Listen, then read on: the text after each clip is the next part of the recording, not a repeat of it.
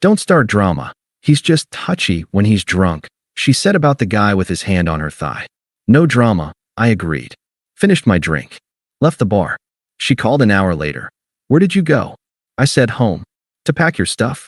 Hey viewers, before we move on to the video, please make sure to subscribe to the channel and hit the like button if you want to see more stories like this. Thanks. I think the worst part wasn't even the cheating. It was the sheer, unadulterated disrespect. It was the way she looked at me when she did it. Like I was a nuisance interrupting her fun, rather than the man who paid her rent. Let's get the context out of the way. I'm 29, Elena is 27. We'd been together for 3 years. Living together for 2. On paper, we were the power couple our friends envied. In reality, I was the power, and she was the passenger. I work in logistics management. It's not sexy. I don't have cool stories about rooftop parties or VIP sections. I wake up at 5 a.m., I manage supply chains, I solve expensive problems, and I come home. But that boring job paid for the apartment in the city center that Elena loved to post on Instagram. It paid for her student loan installments when her marketing gigs dried up. It paid for the lifestyle she felt entitled to. Elena was magnetic. That's the word. She was the kind of girl who needed the temperature of the room to change when she walked in. In the beginning, that light was directed at me. It felt good. But over the last 6 months, the light had shifted. She started needing validation from strangers to feel alive. It started small. A little too much flirty banter with the waiter. Staying out until 2 a.m. with work friends I'd never met. Hiding her phone screen when I walked into the room. Whenever I brought it up, I got hit with the classic gaslighting script. You're so insecure. It's embarrassing. Why are you trying to control me? They're just friends. God, you're such an old man sometimes. Let me live. I swallowed it. I told myself I was being paranoid. I told myself that a beautiful woman naturally attracts attention, and I needed to be the cool, confident boyfriend who didn't let it faze him. That was my mistake. I confused being a doormat with being secure. The shift happened when she met the group. It was a mix of people from her new PR firm and some random hangers-on. Suddenly, our quiet Friday nights were gone. She wanted to be at the loudest bars, the messiest clubs, the places where people went to be seen, not to talk. That Friday, she told me we were going out with them. It wasn't a request. You have to come, she said, applying a shade of lipstick that was a little too red for a casual hang. Everyone thinks you're imaginary. Plus, Mark keeps asking about you. Who's Mark? I asked. She paused, just for a microsecond. He's just this funny guy from accounting. He's basically the group dad. You'll love him. I looked at her. She was wearing a dress she hadn't worn since our anniversary dinner. It was backless, short, and screamed, "Look at me." She caught me staring. What? She snapped, defensive before I even spoke. Is this too much? I can go change into sweatpants if that makes you feel safer. You look great, I said quietly. Let's go. I had a pit in my stomach the size of a bowling ball. I should have listened to it. The bar was one of those industrial chic places, exposed brick, Edison bulbs, and music so loud you had to scream to introduce yourself. We found the group at a large booth in the back. There were about 8 of them. And then there was Mark. He wasn't the group dad. He was a loud, sweaty, frat boy that never grew up type in a shirt that was 2 sizes too tight. He was the loudest person at the table, holding court, doing shots, and making sure everyone knew he was the alpha of this little kingdom. When we arrived, Elena didn't introduce me. She just slid into the booth. And, crucially, she didn't slide in next to an empty spot. She slid in right next to Mark. I was left to grab a stool from a nearby table and sit on the edge of the conversation, basically in the aisle. So this is the mystery man, Mark shouted, spraying a little bit of spit. He looked me up and down, his eyes glazed over. He didn't offer a hand to shake. He just smirked. Elena said you were the serious type. You look like you do taxes. The table laughed. Elena laughed the hardest. He's in logistics, Elena said, touching Mark's arm lightly. He keeps the world moving. Sounds thrilling, Mark deadpanned. I just nodded and ordered a bourbon. I decided to play the role. The stoic. The protector. I watched them interact. It was nauseating. Mark wasn't just friendly. He was possessive. He kept leaning into her space, whispering things in her ear that made her giggle and swat him away playfully. About an hour in, I got up to go to the bathroom. When I walked away, I looked back. Elena was already leaning in to show Mark something on her phone. Their heads were touching. I took my time in the restroom. I splashed cold water on my face. I looked at myself in the mirror. Get it together, I told myself. Don't be the jealous guy. Trust her. I walked back to the table. Because of the angle of the booth and the crowd, they didn't see me approach. I came up from behind the booth to squeeze back into my stool. That's when I saw it. Mark was manspreading, taking up half the bench. And his left hand wasn't on the table. It wasn't on his own leg. It was on Elena's thigh, not her knee, not an accidental brush. His hand was high up on her thigh, his thumb rubbing back and forth against the fabric of her dress, dangerously close to the hem. And Elena? She wasn't pushing it away. She wasn't shifting uncomfortably. She was leaning back, drink in hand, listening to him talk, completely accepting his claim on her body. The noise of the bar seemed to drop out. All I could hear was the blood rushing in my ears. The disrespect was so loud it was physical. It felt like a slap. I stepped forward and tapped Elena on the shoulder. She jumped, turning around. When she saw it was me, her face didn't register guilt. It registered annoyance. I pointed at Mark's hand. I didn't yell. My voice was deadly calm. Elena, tell him to get his hand off you. Mark looked up, bleary-eyed and smirking. He didn't move his hand. He actually squeezed her leg, like he was testing the merchandise. Whoa, settle down, Chief. We're just talking. I ignored him. I looked at the woman I paid rent for. The woman I planned a future with. Elena, I said again. Move his hand. Now. She rolled her eyes. She actually rolled her eyes at me. She let out a sharp, exasperated huff, like I was the toddler throwing a tantrum in a supermarket. Oh my God, she groaned, loud enough for the whole table to hear. Stop. Don't start drama. He's just touchy when he's drunk. It doesn't mean anything. She looked around at her friends for support. He gets so jealous, guys. It's exhausting. Mark laughed. Relax, bro. No drama here. I looked at Mark's hand, still resting on her thigh. Then I looked at Elena's face. She looked defiant. Smug. She thought she had the power. She thought I would sit down, shut up, and sulk in the corner like I always did because I was afraid to lose her. She thought I was trapped. But in that moment, something snapped. It wasn't a break, it was a release. The anxiety, the jealousy, the fear of losing her, it all evaporated. You can't lose something you never really had. And I realized, looking at her defending another man's right to grope her, that I didn't want this anymore. The love didn't turn to hate. It turned to nothing. It turned to dust. I looked at her, dead in the eyes. You're right, I said. My voice was steady. No drama. Elena's expression softened slightly, thinking she'd won. She smiled, a condescending little tilt of her lips. Exactly. Just sit down and have a drink. I'm good, I said. I picked up my bourbon from the table. I drank the rest of it in one smooth swallow. I set the glass down with a deliberate clink. Then, I reached into my wallet. I pulled out $100 bill, enough to cover my drink and her tab. I slapped it on the table in front of Mark. Have a good night, I said. I turned around and walked toward the exit. Wait, are you going to the bathroom again? Elena called out, confused. I didn't answer. I didn't look back. I walked through the crowd, out the heavy door, and into the cool night air. I didn't feel angry. I felt surgical. I walked to my car, got in, and checked the time. It was 11:15 p.m. I figured I had about an hour before she realized I wasn't coming back. That gave me exactly 60 minutes to pack her entire life into garbage bags. I started the engine. The drive home was the quietest 30 minutes of my life.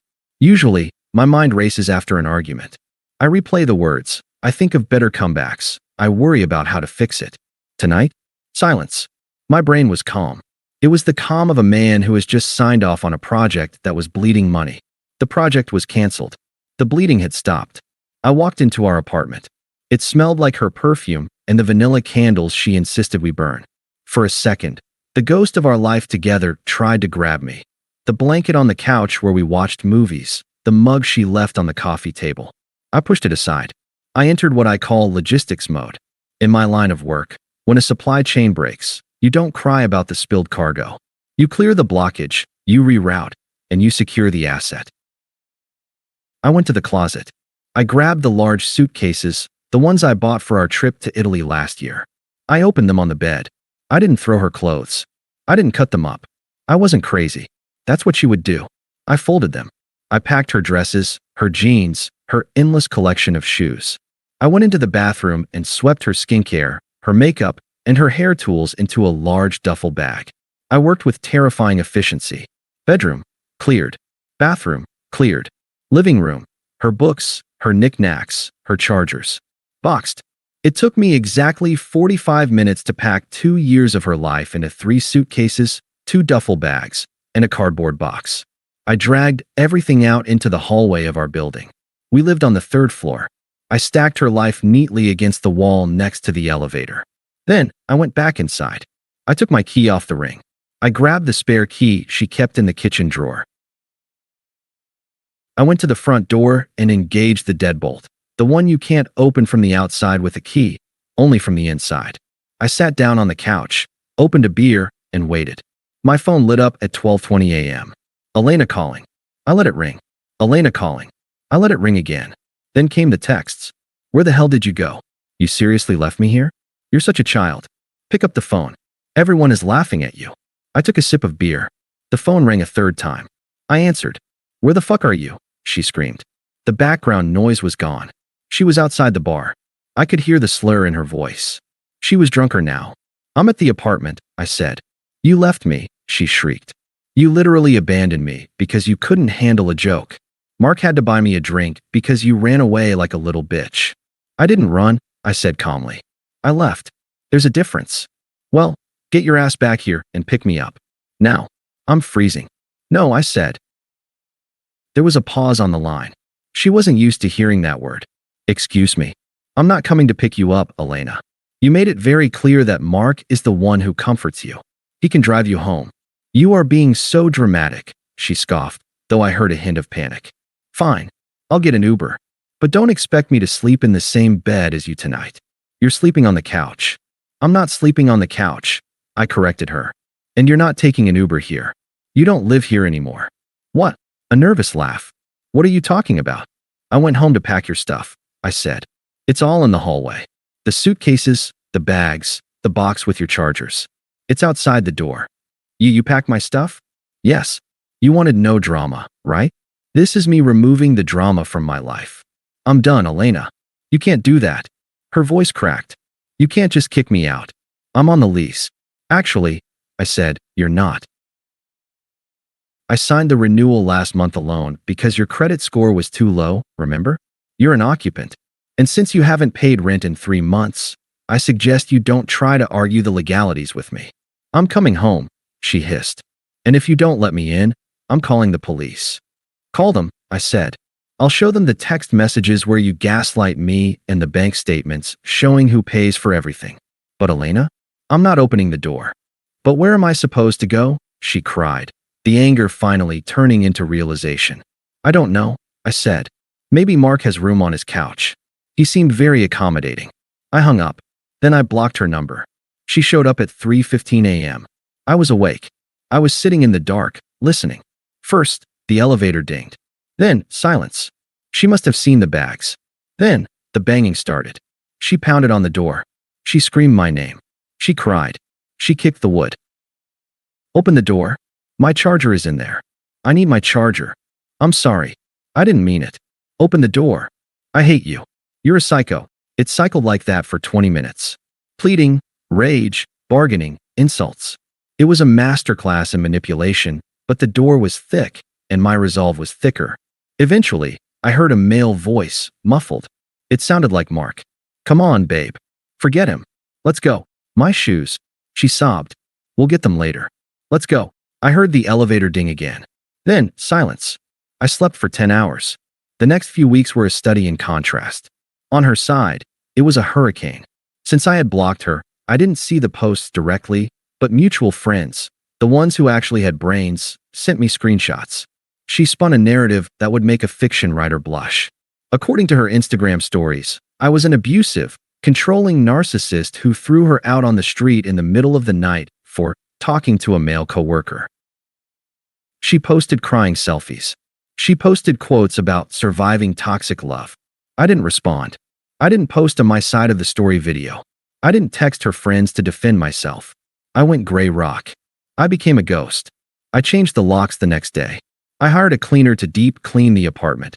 erasing every trace of her hair and smell. I rearranged the furniture.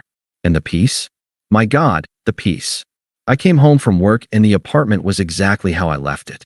My bank account, which usually drained rapidly around the 15th of the month to cover her emergencies, started to grow. I started going to the gym again because I didn't have to rush home to manage her emotions. About 2 months in, I met up with a buddy, Dave, for beers. Dave was one of the few people who knew the full truth. So, Dave said, sliding his phone across the table, "Do you want the update? Or should I keep it to myself?" "Give it to me," I said. "It's bad, man. Like, train wreck bad." He showed me a photo from Facebook. It was Elena and Mark. They were Facebook official. Elena looked tired. Her hair was messy. The spark was dim. They were in a living room that looked like a frat house. Pizza boxes on the table, a tapestry on the wall instead of art. Mark lives with 2 roommates, Dave explained. He's 32. They party 4 nights a week. Elena lost her job at the PR firm because she kept showing up hungover. And the relationship? I asked. Toxic. They scream at each other in public. Apparently, Mark is, surprise, surprise, touchy with other girls, too. And since he's not the one paying her bills, she's stuck. She's crashing on a mattress on the floor of his room. I looked at the photo. I remembered the woman who used to spend an hour doing her makeup just to go to the grocery store. Now she looked worn out, sitting next to a guy who looked like a bloated thumb. "She asks about you," Dave said. "She asks if you're seeing anyone." "What do you tell her?" "I tell her you're doing great. I tell her you got promoted." I smiled. I had gotten promoted. It turns out, when you aren't spending 40% of your mental energy managing a partner's drama, you become very good at your job. "She's going to reach out," Dave warned. "Mark is broke, and she's realizing that fun doesn't pay for Sephora. She's running out of runway." "Let her run," I said. "I'm not the airport anymore." But Dave was right. The silence wasn't going to last forever. The crash was coming, and when the dust settled, she would come looking for the safety net she thought she had only temporarily unplugged. She didn't realize I had cut the cords. It took exactly 6 months for the collapse. I knew it was coming because the silence from her end suddenly stopped. I hadn't heard a peep since the smear campaign died down. Then, one Tuesday afternoon, my phone buzzed. It was an unknown number. I usually let those go to voicemail, but I was expecting a call from a contractor. "This is Will," I answered. "Will." The voice was small, shaky. "It was Elena." "I didn't think you'd pick up," she said. "I didn't know it was you," I replied flatly. "What do you want?" I needed to hear your voice. Can we talk? Just for 5 minutes. Please. I'm not asking for anything. I just need clarity." I should have hung up. That's what the internet advice says to do. No contact. But in logistics, you don't ignore a distress signal until you know if it threatens your operations. I was curious. I wanted to see the damage report. "I'm leaving the gym in 20 minutes, I said. "I'm not meeting you for coffee. If you want to say something, you can say it in the parking lot." "Okay," she said immediately. "I'll be there." When I walked out to my car, I'd traded in my practical sedan for a sleek, charcoal gray coupe I'd wanted for years. She was leaning against the hood of a beat-up Honda Civic parked 2 spots over. The visual contrast was brutal. I looked healthier than I had in years. I'd put on muscle, my skin was clear, and I was wearing a fitted suit because I had a dinner meeting later. I looked like a man on an upward trajectory. Elena looked like a woman in freefall. She was thinner, but not in the fit way. She looked gaunt. Her roots were showing. Dark chaos creeping into the expensive blonde she used to maintain on my dime. She was wearing a hoodie that looked like it had been pulled out of a hamper. When she saw me, her eyes widened. She took a step forward, her hands twitching like she wanted to reach out for a hug, but knew better. "Wow," she breathed. "You look incredible." "You look tired," I said. I didn't say it with malice. It was just a fact. She let out a jagged laugh. "Yeah. It's been a rough couple of months. I heard about Mark." I lied. I hadn't heard anything specific, but I knew the archetype. She flinched. "Mark is a sociopath. You were right. About everything. He cheated on me. With the bartender at that same place. Can you believe that?" The irony was so thick I could taste it. "I can believe it," I said. "He showed you who he was the first night I met him. You just didn't want to look." "I know." She started crying. It was the ugly, desperate crying of someone who realizes they've burned their lifeboat to keep warm for 5 minutes. I was so stupid. Well, I got caught up in the attention. I thought. I don't know what I thought. But I miss you. I miss us. I miss my best friend. She took a step closer. I'm staying at my mom's place now. I left him. I'm done with that life. I'm ready to be serious again. I'm ready to be the woman you wanted. I looked at her, and I waited for a feeling. Any feeling. Anger? Pity? Love? There was nothing. It was like looking at a stranger. Actually, it was worse. It was like looking at a bad investment I had finally written off the books. You aren't ready to be serious, Elena, I said, unlocking my car. You're just broke. She recoiled as if I'd slapped her. That's not fair. I love you. Do you? I turned to face her, leaning against my door. Let's look at the facts. You didn't love me when you let another man grope you in front of my face. You didn't love me when you called me insecure for having boundaries. You didn't love me when you smeared my name to everyone we knew. I was angry, she pleaded. People make mistakes. Buying the wrong milk is a mistake, I said coldly. Humiliating your partner to boost your ego is a character flaw. And unlike a mistake, character flaws don't just go away because you ran out of money. I'm not here for money, she screamed, her face twisting. I want you. We had 3 years, Will. You can't just throw that away because of one bad night. It wasn't one night, I corrected her. That night was just the audit results coming in. The business had been failing for a long time. I just finally decided to close it down. She wiped her nose with her sleeve. So that's it. You're just going to be cold? You're going to punish me forever. I'm not punishing you, I said. Punishing you would require me to care enough to want to teach you a lesson. I don't want to teach you anything. I just want to go to dinner. I opened my car door. She lunged then. She grabbed my arm. Her grip was weak, desperate. Will, please. Just one drink. Let me explain. Let me fix it. I can be different. I swear. I looked down at her hand on my suit jacket. I didn't shake it off. I just stared at it until she felt the awkwardness and pulled it back herself. You told me that night, I said, my voice low, that I started too much drama. That I was embarrassing. I didn't mean it, she whispered. It doesn't matter if you meant it, I said. Because I agreed with you. Drama is inefficient. It's a waste of resources. And Elena, you are pure overhead. Her mouth dropped open. The tears stopped, replaced by shock.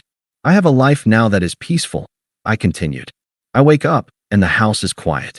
I go to work, and I come home to peace. There is no shouting. There is no gaslighting. There are no drunk guys touching what is supposed to be mine. I have optimized my life, and there is no space in the inventory for you.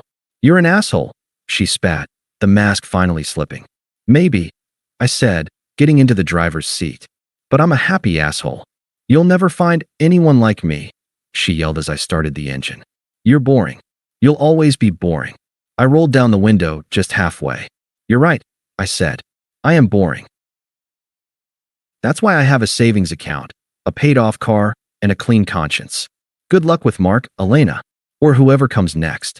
Just make sure he pays the tab. I rolled the window up. As I pulled out of the lot, I checked the rearview mirror. She was standing there, alone in the vast gray parking lot, screaming at my taillights. She looked small. She looked irrelevant. I merged onto the highway and turned on the radio. The traffic was light. The logistics of the evening were perfect. I didn't look back. There was nothing behind me worth seeing. Thanks for watching. Make sure to subscribe to the channel and hit the like button. What do you think about this story? Share it in the comments.